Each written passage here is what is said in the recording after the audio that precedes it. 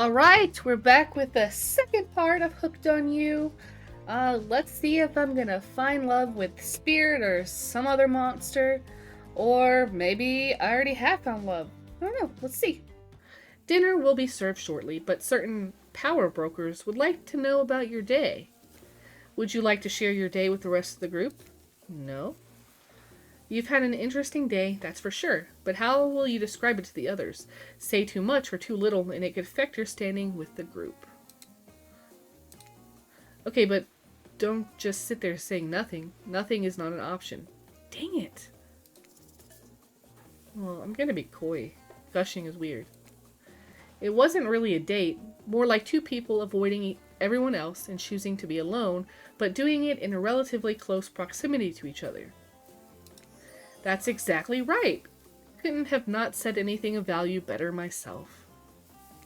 Spirit is clearly happy with the way you portrayed your date. No surprise. She doesn't like people getting into her business. Dwight and Claudette bring out dinner. Everyone eats in silence. No one trusts anyone now, and they're all very tired. Oh wait. No. Sorry. That's a dreary supernatural horror thriller set in Antarctica. Not a charming parody dating sim set in an undisclosed tropical paradise. If you could, I don't know, just pick one of us, maybe we could all move on with our lives, or, some special projects we might have going. You heard him. Who will it be? Who will you head off with for an evening activity? I'm just saying, you may not get a ton of chances to date around like this before your time on Murder Island comes to a close. And no, I'm not satisfied with that name either, but with the streaming reality TV dating show boom happening, it's pretty much all that wasn't taken. Which killer will you pick? And yes, we're back to excluding Trickster because, that guy.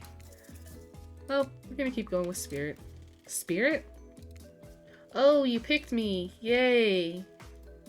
Sorry, that was rude of me. I despise phoniness, so I should be honest with you. I mean, that's fair. You make for interesting company, and I love the idea of winning over these other killers at all costs, even when I hate the game and the prize, but I had a long day. Floating, subverting expectations, grinding my teeth as I imagine sweet, sweet revenge, takes a lot out of me.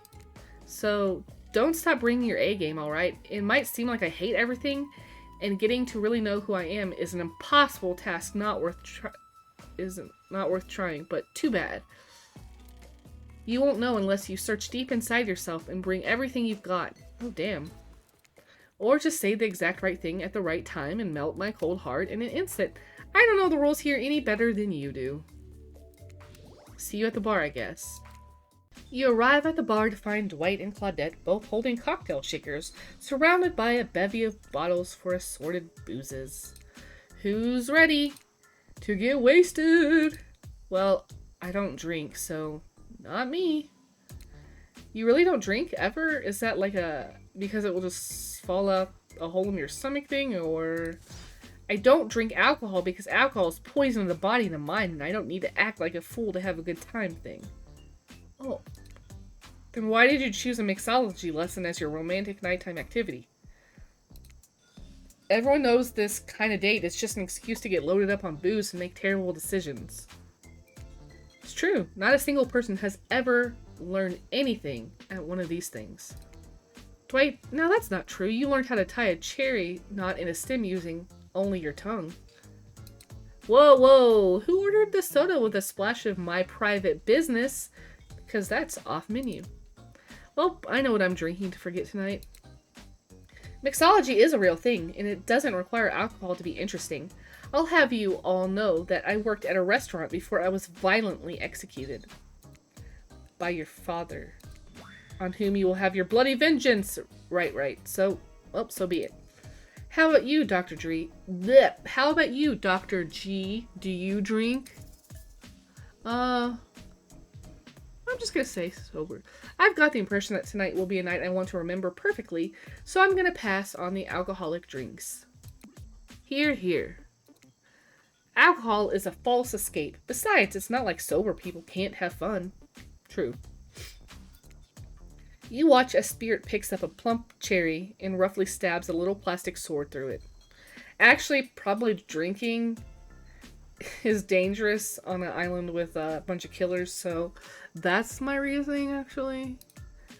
Cherry juice splatters everywhere, and its little fruity guts flop out onto Spirit's lap. Oopsie! One of the upsides of wearing black. It hardly shows stains. No take-backsies. So, love birds, what drink shall we make?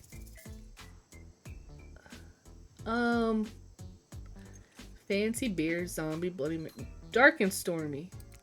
How about a dark and stormy drink for my dark and stormy date? Okay, that one is cute. Please allow us to demonstrate how a dark and stormy is made. First, rum, or in this case, rum extract, and a bit of apple juice is poured over ice. And then fresh ginger beer is added in. Garnish with a lime wheel. And drink. The end. Do you think you're up to the challenge of replicating this recipe, Dr. G? No? Replicating rum substitute and ginger beer over ice. Don't forget the lime wheel. Rum substitute and ginger beer with a lime wheel. Okay. Not sure I appreciate your tone, but yes, you got it. You're a natural, a sassy natural. You and Dwight might have more in common than... Don't you dare. Spirit seems to be in a lovely mood as she sips her dark and stormy. She's not even rolling her eyes at your petty behavior. On cue, a literal dark storm begins to make its way in from the ocean. You taste your own dark and stormy as you watch the clouds approach. It's quite refreshing. That does sound pretty nice. Isn't this fun? Honestly, it's the most drama-free fun I've had since I got here. And since you picked a simple but delicious drink, we've got plenty of time left to relax. Want to make out a little? You breathe in a sip of your drink and immediately begin coughing before you can get a yes out. Lightning strikes a palm tree on the beach and immediately starts a fire. The activity ends abruptly as Claudette and Dwight usher the two of you away from the bar. You can't kill a killer, but can you break their heart? Do you dare to even try? You mean... That's right. Tomorrow, one of these sexy slicers will not be eligible to take you on a date. Who's it gonna be? Huntress. I hate to get rid of anyone, mostly because you all scare me so much, but also because it just doesn't seem fair. But life's not fair, is it? With her strong arms that could probably hurl me back to the mainland, a face no one has ever seen, a tragic backstory she loves to bring up whenever there's a break in the conversation. Huntress, I'm describing you. This hurts, but I have to eliminate you. Whew. Honestly, this is a bit of relief for me. I don't have to constantly try to impress you. It's been exhausting. Tonight, this fancy attire is coming off and the sweatpants are going on. Tomorrow, I think I'll stand in the ocean and catch salmon with my bare hands. Yeah, I said bare hands. Now that you've broken the heart of someone heartless, you should go get some shut-eye. Don't worry too much about the broken heart you've left behind. You make your way over to the row of hotties. Claudette and Dwight stand off to the side, hands behind their backs. It's been quite the 48 hours, but there are clearly sparks in the air, and I'm not just talking about this rusty chainsaw, though I do recommend staying away from those sparks. It's time for our newcomer to confess their love. Dr. G, who do you select to receive these flowers and spend the day with you today? Spirit. You approach Spirit, peering below the brim of her impressively large hat and into her haunting eyes. Spirit, since I met you, I've been enchanted by your presence. You've challenged me to be a better person, and resisted the urge to show me the sharp end of your katana. For that, I thank you. I'm ready to take our relationship to the next level. And we shall, up to the eye of the dark storm that is our reality, to the lantern room of the Black Lighthouse. Okay. Time to see what you're made of, Dr. G. Oh, that sounds a little scary. Let's go, though. That's fine. You arrive at the beach near the majestic Black Lighthouse. Its imposing form towers above you. A flock of birds circles lazily, no sense of fear or urgency, as if circling a corpse that hasn't moved in ages. I'm excited about today. See? Spirit places her wrist delicately in your hand and presses your finger down against her skin. It's cool to the touch, but you feel... Is that The faintest of pulses? My blood is absolutely pumping. So, what happens now? Now I show you something that no one else has ever seen up close before. Well, no one who has lived to tell about it. We're going there. Spirit points to the top of the lighthouse, amongst the circling birds. What's actually up there? Have you seen it? You know, I think Wraith was kidding about that whole being up there. Honestly, the view isn't even of the island. What you can see is mostly ocean, on account of it being, you know, a lighthouse. However, that does bring up an interesting point. Regarding your... how do I say it? Spirit's hands float up as she scratches her head contemplatively. You don't usually see her at a loss for words like this. What's your mortal status? Because despite what our lanky friend seems to think, the lighthouse is not to be trifled with. It's a beacon of death and suffering that brings doom to it from all corners of this world, if not further. Well, duh. You saw a freaking pirate ship seemingly travel through space and time only to crumble at the rocks beneath the spooky tower. But you decide not to point it out because that wouldn't be too romantic now, would it? I think I'm alive. I'm here with you, walking this beach, feeling the water on my feet, feeling the sun on my skin. Here with me, the spirit. Does that really make you alive? I guess I don't know. If you come with me up into the eye of a black lighthouse, you may never return. Is that a risk you're willing to take? Because we have something. I won't deny it. I feel it. I'd hate for you to simply turn to ash. If we were to commit right here now to figuring this out as friends, we could put that risk off for another time. Just be friends? Ouch! Is this her way of letting you down easy? I don't know if I want that friendship. I want you. That's why I chose you. I can't decide this for you. I can only warn you that it may not be safe. You may die up there, and there's nothing I can do about it.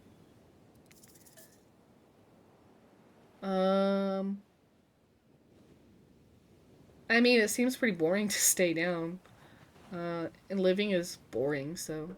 Yeah, sure, let's go up. We'll maybe die. It don't matter. You take a deep breath and think about every particle of sea air as it travels into your body and fills your lungs. It may be the last time you have such a thought, but you feel strangely at peace with that information. I think it would be kind of funny if I die, so... I don't need another friend. I want something more. I'd risk my life for it. Wow. That's a strong statement. Spirit smiles a quirky, devilish smile. Right this way. Inside the lighthouse is almost pitch black. It was seemingly day when you stepped through the door, but inside this place is like a void. The last thing you see, as the final rays of sun leave you, is a horrible sight. A petrified body laying on the stairs, reaching not up, but down, as if it had been crawling. I think I'm about to get killed. This is amazing. Watch your step. The things we do for love.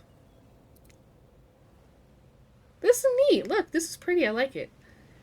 When you arrive in the lantern room at the top of the black lighthouse, you breathe a sigh of relief. The light is out and seemingly defunct. Dust cakes the room as though it hasn't been operated in a century. However, somehow... It was just morning a moment ago, but now it's night?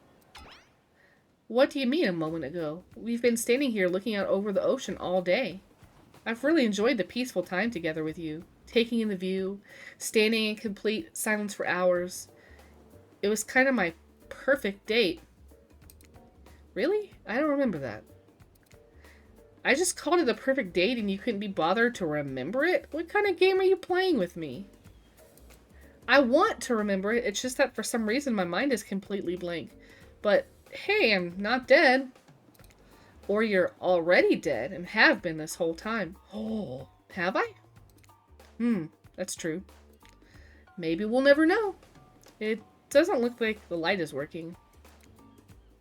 Even turned off, the light has a power to it. The massive lens refracts moonlight through itself, a subtle sparkle that has a hypnotic effect.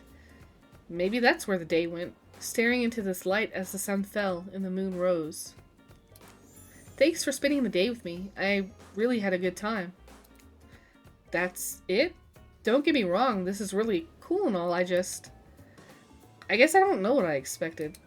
I suppose if you thought you were walking into your death and nothing happened, it might feel a little anticlimactic. True. Sorry, anyhow, it's time to go. Here, let me just flip on the light for the staircase so it's easier to get down. The stairs still look pretty dark. Maybe it... Spirit is interrupted by a strange hum, and then it becomes frighteningly clear to you.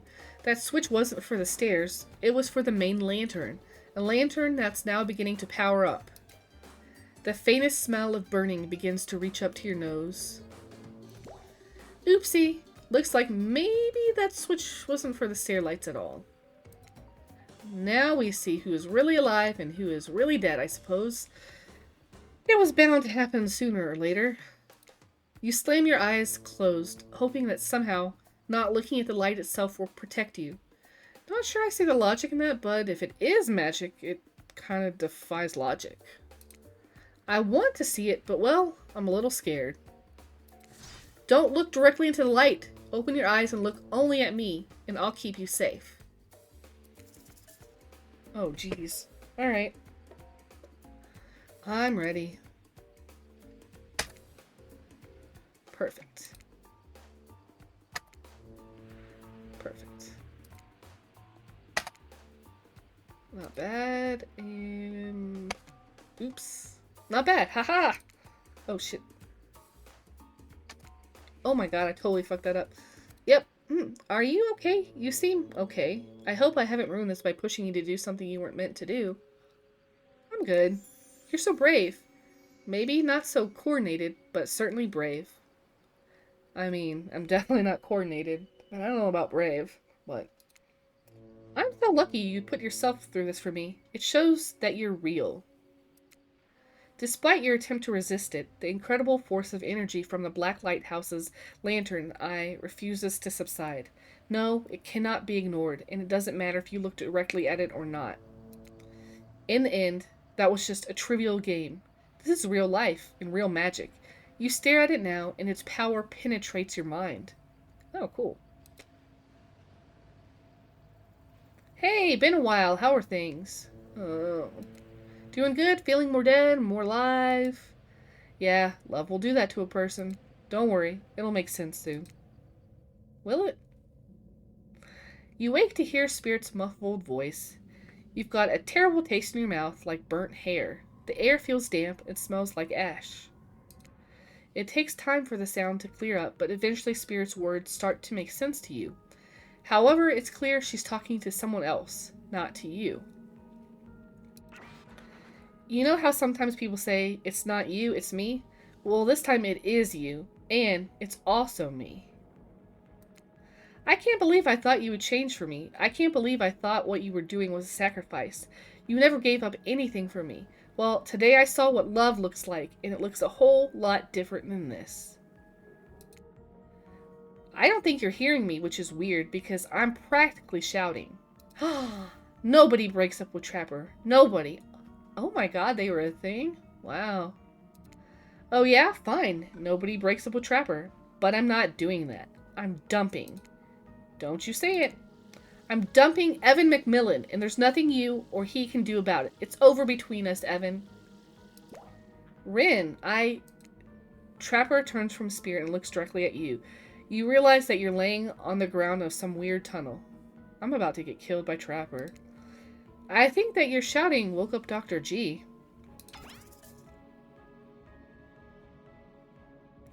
My shouting? I think I'm just gonna stay quiet here. In an attempt to be as quiet as possible, you hold your breath and freeze in place. Sorry we woke you up, Dr. G. After what happened, you'd probably be better off sleeping for a bit longer. Things just got out of hand. How'd you know? You were talking in your sleep basically nonstop until you woke up and then got quiet. What was I saying? I don't know. I don't speak Dutch. Exactly. Yep, see, there you go again. The jig is, as they say, up. They know you're awake now, and you're going to have to deal with this awkward situation head on. Dang it. Clearly, I shouldn't be here. You two are having a very personal conversation that I don't need to be involved in. I don't even know how I got here. Not here on this island, nor here in this creepy tunnel. As far as this island goes, your guess is as good as mine. As far as the tunnel goes, we brought you here. We? You and Trapper? But... After the lighthouse light came on, you blacked out. On your way down, I thought you might have hit your head or something. It's hard to tell what blood is new or old around here. Tell what blood is new or old around here. Oh. Either way, I wanted to get you someplace safe, and so I asked Trapper for help. It's not that I can't carry you, I just didn't feel like it, you know. I hate anything messing with my shards. Trapper, on the other hand, he loves nothing more than having an unconscious body draped over his shoulder. I could ask Claude or Dwight for help, but I don't trust them. But you trust Trapper?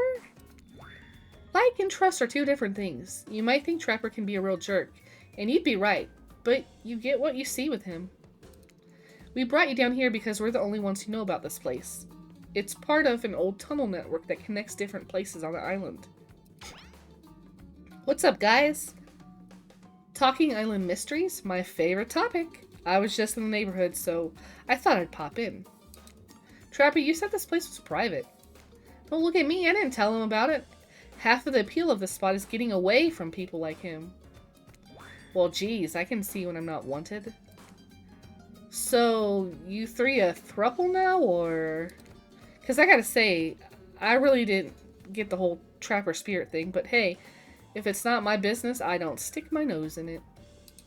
We were not a thing. Nobody traps the Trapper. Not with traps or with relationships. And you do realize you're sticking your nose in our business right now, right? Wow, so hostile. If you don't want to talk about it, just say so. Anyway, this tunnel has some interesting features. If you head about 50 meters down that way, you'll find... Get out! Wraith looks around, just to be doubly sure that Trapper is addressing him. I was just leaving. This island, it's a lonely place, which is great for me. I love to be alone. Trapper, on the other hand, he's quite needy. After a lot of pursuit, I finally let him catch up to me, and it became, well, I don't want to call it a relationship, because somebody really didn't want to have that talk, but we were more than friends. I dispute the events as told. For the record, I don't pursue, I stalk, and I lie in wait. Seeing eye to eye was not one of the things we were good at. So I hate to ask, but did I just look into a refrigerator-sized death lamp? But I did just look into a refrigerator-sized death lamp, so I guess I'm more of a glutton for punishment than I thought. What were you good at? Well, for starters... Excuse me, I'll take that question. Thank you very much. If you know anything about me by now, it's that I'm on a quest. For revenge. Exactly. What you might not know, Trapper is like a great classical maestro of revenge. Trapper blushes behind the mask. That's one way to compliment a killer. Revenge against friends who had turned their back and betrayed him. Revenge against his father for making him into a monster. Revenge against a barista who wrote Ewan on his cappuccino knowing his name was actually Evan. For someone who thinks about revenge as much as I do, Trapper is an inspiration. But they say to never date your heroes. Good advice, but I don't think that's the saying. And then you came along, Dr. G. You showed me that it's okay to be lost, to feel pathetic, to push on when you have nothing real to offer anyone. Did I showed you that? I'm not sure where you got all of that from, but okay. You held a mirror up to my own doubts and fears and showed me that they aren't everything about me, that I can embrace those things but not be defined by them. You showed me that life after death can be more than just an obsession with revenge, and mind-blowing sex on the ground in a dark cave or dusty old tunnel. You showed me that life after death can be more than just an obsession with revenge and mind-blowing sex on the ground in a dark cave or dusty old tunnel. Trapper nudges you in the ribs with his elbow. Gross. Clearly appealing to Trapper's better features has been a winning strategy for dumping his ass, because he seems to be taking it quite well. This whole half-ass dating show parody thing, at first, I obviously thought it was a lame idea. What kind of moron thought there was an audience for this? True. It is a pretty lame idea. But then we spent some time together and I realized there's something actually real here. And I don't want to give up on it. I don't want to give up on us. Listen, Dr. G, while you were knocked unconscious by some minor head trauma like a total weakling, Spirit confided in me that she has real feelings for you. I took it extremely well, naturally, because I trust her and value her opinions. That doesn't mean I trust you. If you want to get to her, you have to get through me first. By passing Trapper's test. Trademarked.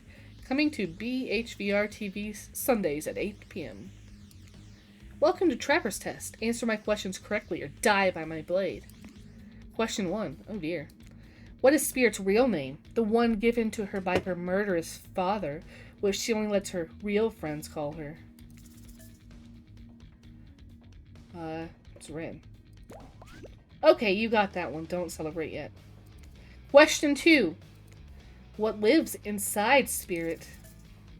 A goddamn dragon, duh. Sure, everyone knows that. They won't all be this easy. Question 3. Where did Spirit work back when she was a normal college girl, before she was hellbent on revenge? A restaurant. I know, to think I would date a waitress. Don't tell my father I even mingled with the help like that. He'd be so disappointed in me. Question 4. Oh, how many questions are there? I hate questions. What's Spirit's favorite color?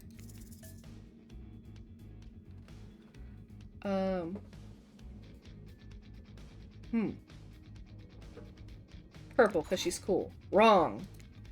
This is the one that anyone should have been able to guess correctly. Your lack of intuition is appalling to me. You know what happens when you get a question wrong on Trapper's test? Shanks for playing! If death wasn't bad enough, the last words you hear before Trapper's weapon splits your entire body in half is an extremely lame catchphrase. Dang. I died.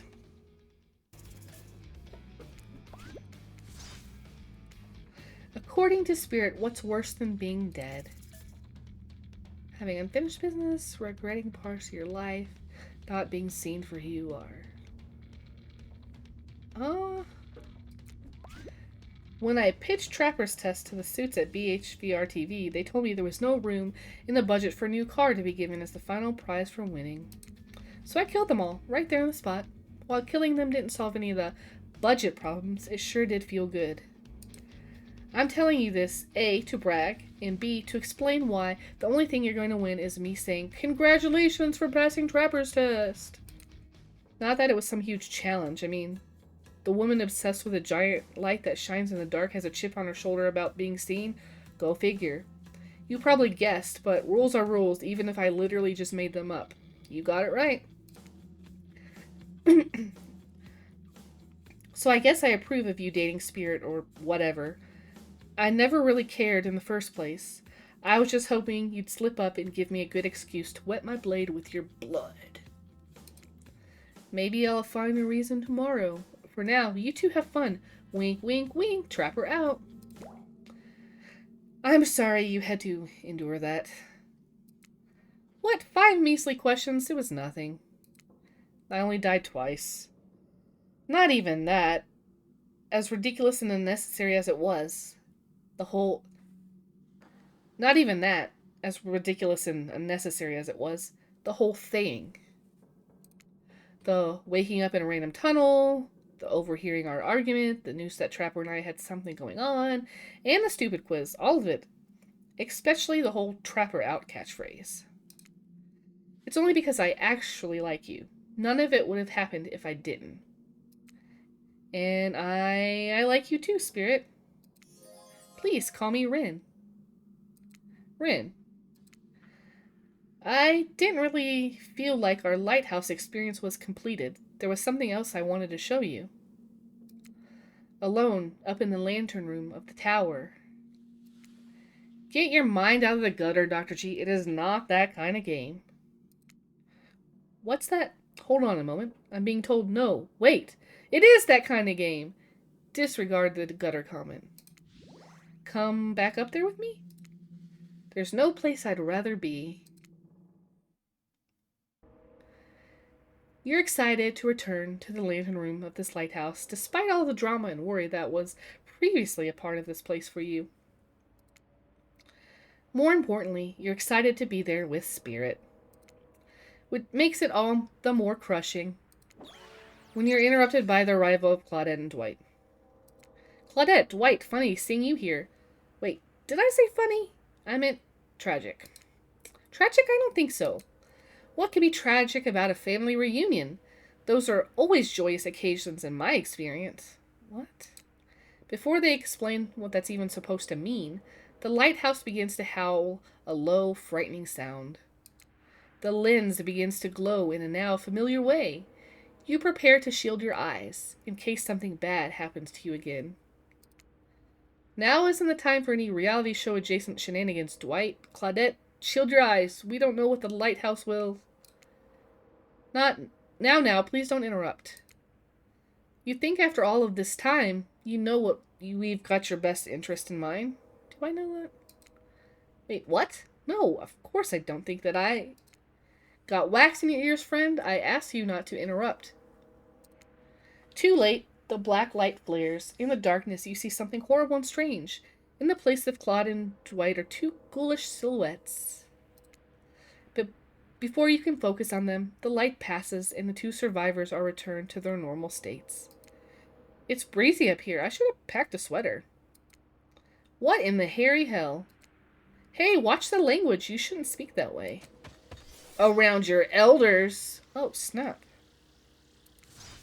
Grandpa? Aw, the Oni. My little Rin, you're such a woman now.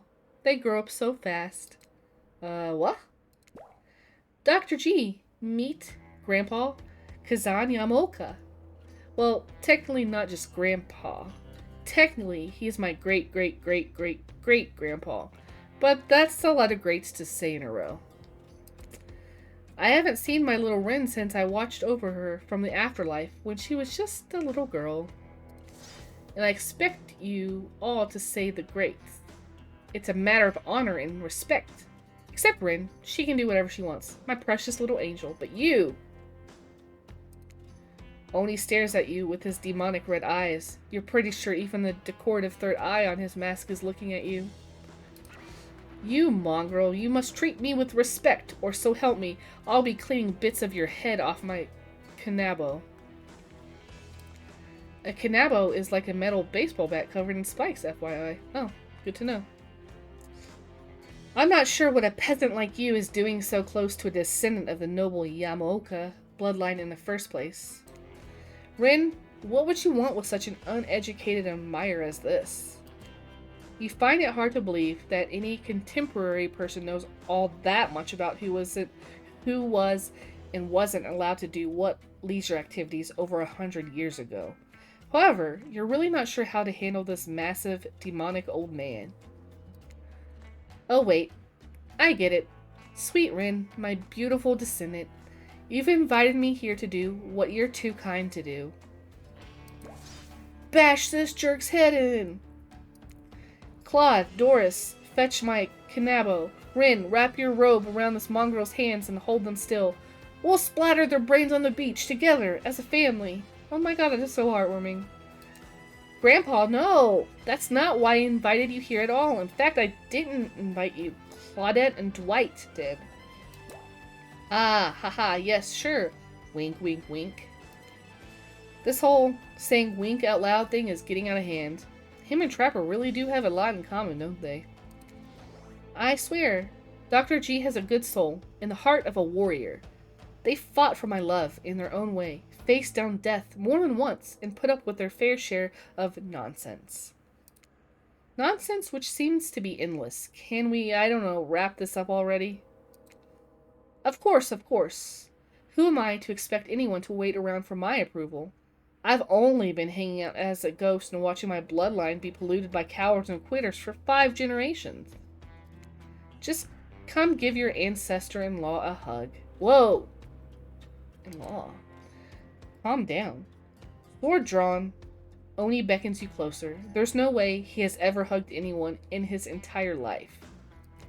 I think I'm good over here, actually. Rin, now! Push them my way and I'll split them in half! The sacrifice of this usurper to the Yamaoka bloodline will surely bring us back to life and set us back on the course of honor. You're so silly, Grandpa. We both know that only one sacrifice can get our family back on track. Revenge on my father! Your great-great-great-great-grandson! Traitor to the Yamaoka name! The lust for violence in your voice. It fills me with cheer. I'll never forget who I am. I suppose, if this is the person you want to be with, to go on your journey of bloody revenge with, I should trust your judgment. The strength inside of you blooms from the same cherry tree that was planted centuries ago by our shared ancestors. And if Dr. G ever treats me poorly, you have my word. On our family's honor, I will wield my katana and gut them like a fish.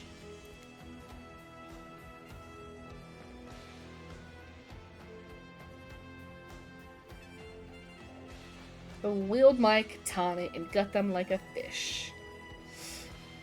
A tear rolls down from behind Oni's demonic mask. You sure you want to marry into this? Oh shit, we're getting married? Not about that. And one last word of advice, my dear girl. The father stuff? Don't forget it, but maybe stop focusing so specifically and obsessively on it. What he did, it was awful. But it was already done. Do something for yourself now. Just my 2 cents. Be well, Rin. I will see you again soon. Now let's go, servants. Clint, Danis, return me to the stables. I assume my dragon has been fed and attended to? Yes, sure. I swear, this is still better than dealing with Trapper's dad. I'm sorry if I was disrespectful of your great-great-great-great-great-grandfather.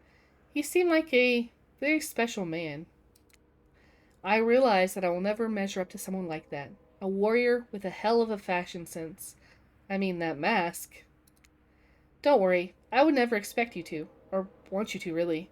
If all I wanted was the biggest brute alive, I'd be down in Trapper's cave right now, avoiding his vintage bear traps. But that's not the life I've imagined for myself. This sense of abstract duty, anger at a world changing around me, a lust for blood, that's no way to live. And yet, as you know, that is the Yamaoka way of life. Forever, I'm cursed to battle against the dragon that lives inside me.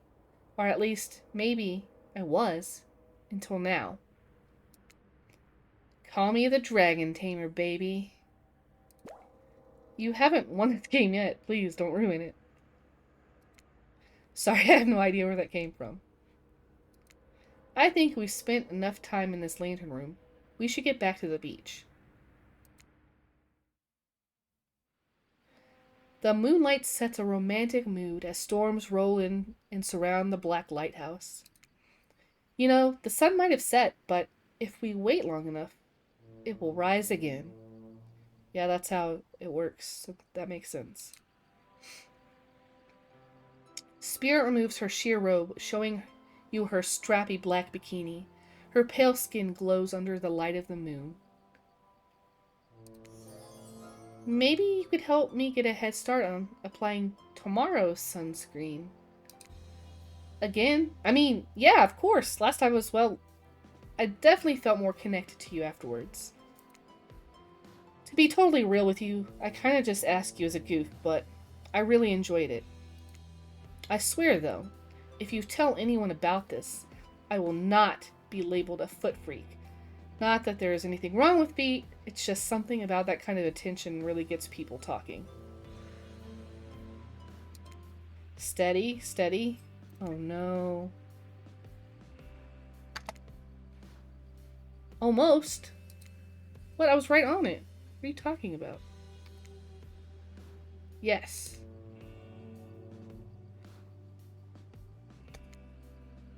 Almost. Almost.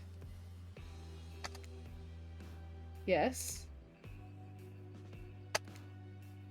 Yes. God, that's so goddamn hot. I love feeling your hands sliding up and down my feet and between my Ugh.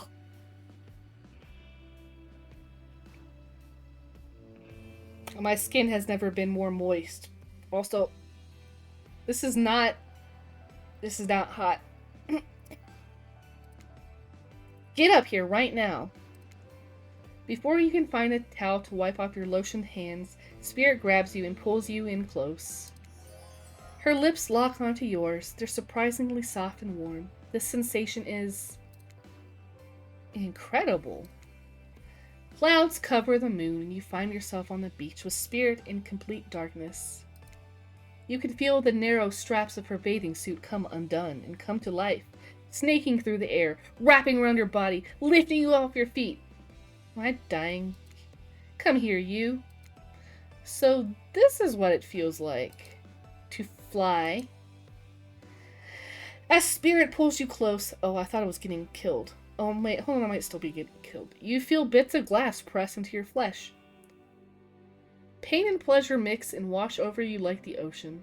Salty air stinging your skin as you writhe against your undead lover. Oh dear. The lighthouse howls. In the darkness, you're pretty sure that Spirit lets the dragon inside of her take over.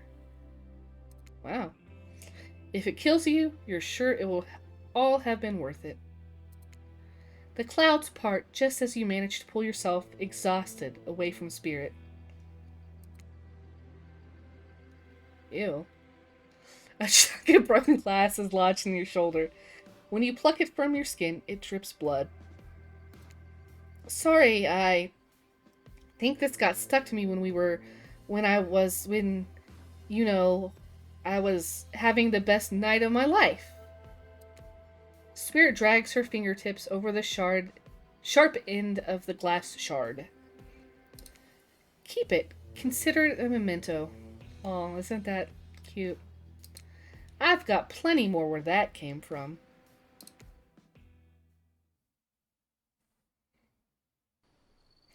You arrive at the beach to find Claudette and Dwight waiting for you. Now's the time, Dr. G, to face your destiny.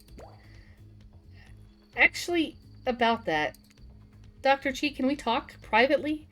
Maybe, not here? Maybe someplace else would be better for this talk. Oh my god, am I getting dumped? You know how we feel about schedule, Spirit. Very strongly.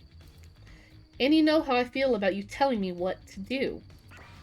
Don't do it. Like I said, I'd rather have this talk with Dr. G privately. It's not right to do it here in front of everyone. I feel that. You know, from my experience in upper management at my father's mine, I learned that if you're going to fire someone, it's best to do it in public so they don't freak out. Please, enough of the fire talk. Wait, you think? No, she couldn't be. They seem so in love. Well, I mean, not really. Spirit is still Spirit. But if I try to imagine Spirit in love, I suppose she hasn't attempted to murder Dr. G yet, so... Okay, fine. Your guess is as good as mine, really. That girl is very hard to read. A word of advice, though. If you're going to end it quickly. In my experience, the more pathetic the creature, the more annoying the final howls are. I don't need any advice. Everyone out, except for Dr. G. Did someone say final howls? That's kind of my whole jam. I can stay, right? Especially you. Out! Lame. Alone with Spirit, you feel something awful hanging in the air. More awful, even, than the lingering smell of that Cleaver body spray. Ugh, that gag. I'm gagging. We're all gagging. For Cleaver body spray. Spirit, Rin, I don't know what you plan on saying, but before you say anything, just know that I really, really enjoyed my time with you. Getting to know you over the past few days helped me to get to know myself. For that, I just wanted to say thank you. That's sweet. You're welcome. And you know what? It's that kind of thing that shows me you've got a good heart inside too. Too good for me to carve out and toss in the ocean, but also too good for me to love. See, I knew it. I need someone who shares my interest, someone I can connect with, someone jaded and dispassionate, only driven forward by a desire for revenge. I need someone who isn't so warm that I feel cold in comparison. That's fair. I need someone who isn't you.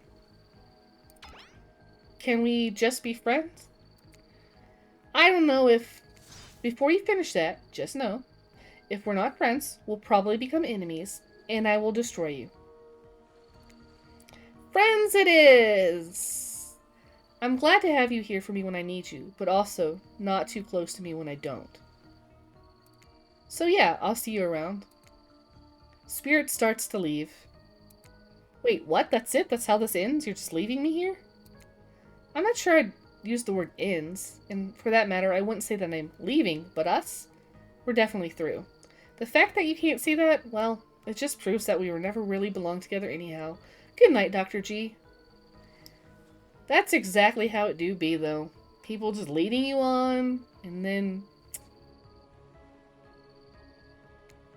That's actually fine, though, because...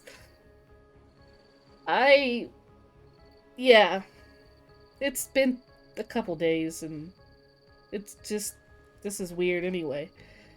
What the hell? I just spent all this time on this island doing everything I can to get to know you, only to be told that I should just leave the chocolate factory through the side door?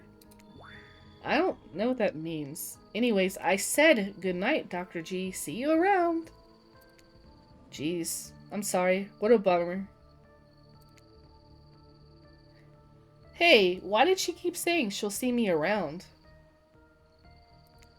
Gosh, I have no idea. And so, my precious killers lived happily ever after, as they should, learning to love themselves first and foremost, whilst trapped in a never-ending cycle of torture of my design. Wait, did I just spoil my true identity? You made it this far. You should probably know that. Then you'll have to play again to find out more. Goodbye, Dr. G. See you again later. And again, and again, and again. Forever. The end. Alright, guys. That was a pretty good ending. I'm not mad about it. Friends with Spirit. She's cool and all. I have known her 2 days. I'm not really super into any of these monsters anyway. I mean... In fact, my heart actually already belongs to someone. And it's me! But there might be someone else who has a part of it. But I'll just let that be a little mystery. It's none of your business. So, I hope you have a happy Valentine's Day. And we'll see you next time. I'll see you next time. I don't know how to swear without Matt here. And he says Toodle Pip, and it's a whole thing. Anyway, like and subscribe, and yeah, bye.